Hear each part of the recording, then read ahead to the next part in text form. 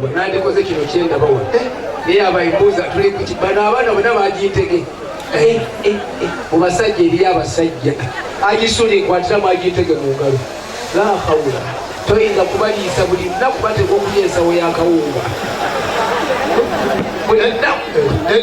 era bataba bakukulira otaba okubanga olina akuuma awaka amateeka abatunda omukwano zembateeka bati abatuliza omukwano mu mateeka abatunda omukwano zembateeka alafu yabulyaba